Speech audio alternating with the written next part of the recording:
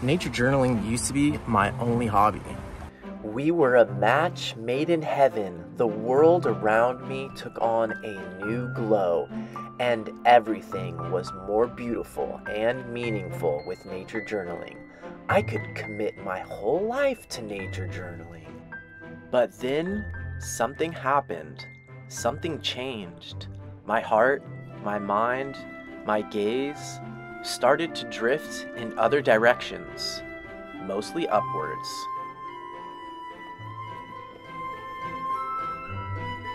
Little by little, tree climbing was becoming the main thing I wanted to do in nature, the main thing I wanted to do with my time, and the main thing I would wake up at 3 a.m. thinking about.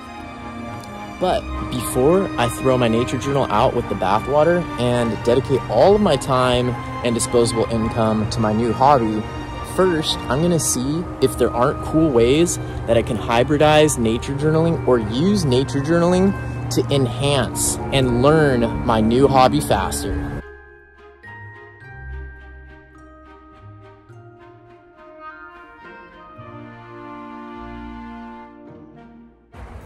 First, and probably easiest, is to use nature journaling basically as an enhanced form of note-taking and sort of mix some sketchnoting in. So here you can see, this is my climbing notebook where I log all of my climbs, and here you can see that I practice drawing all the knots. So it's really easy to take some aspects of nature journaling and sketchnoting and apply them to your new hobby. It'll help you learn a lot faster, and it will help you remember better, and you'll also have basically a cool personalized textbook showing the learning process. The next way to go about it is just bring your nature journaling stuff with you when you do your other hobby.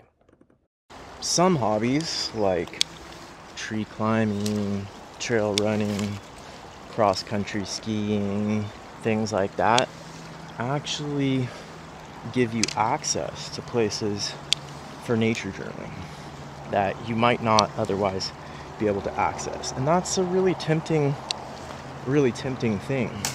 The only problem is, like with tree climbing, there's a steep learning curve, and it can take a while to know what you're doing enough to be able to incorporate the nature journaling part safely.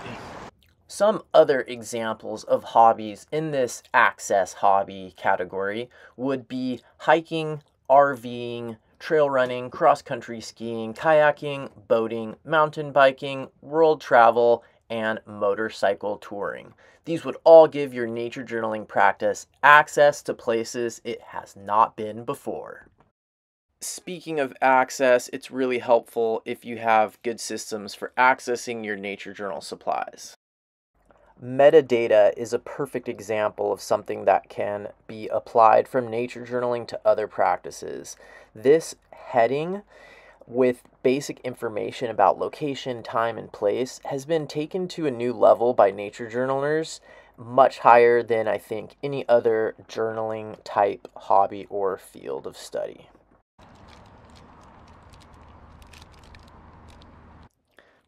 Chocolate is really going to help because combining nature journaling with your new hobby might not be easy. It's exponentially harder to learn two new things at the same time, and if you're still getting used to doing watercolor, trying to do watercolor up in a tree with the wind blowing on you is going to be a little bit tricky. So that is the hard part. The good part is adding nature journaling in is going to make it so much more rewarding to experience your hobby on a deeper level. So I got some nature journaling done up there. I accomplished my goal, which was to fill one page of nature journaling, and it wasn't easy. There's definitely times where I was like, I shouldn't do this, I shouldn't combine these things, just do one or the other. But I'm really glad that I did it. I learned a lot, and each time I try it, I get better. So, is it actually necessary to break up with nature journaling when you fall in love with a new hobby? Probably not. Maybe you should try a fun threesome. Thanks to my Patreon members for making this show possible. Barely. We need more Patreon support. Learn more at this link here, patreon.com/MarleyPiper.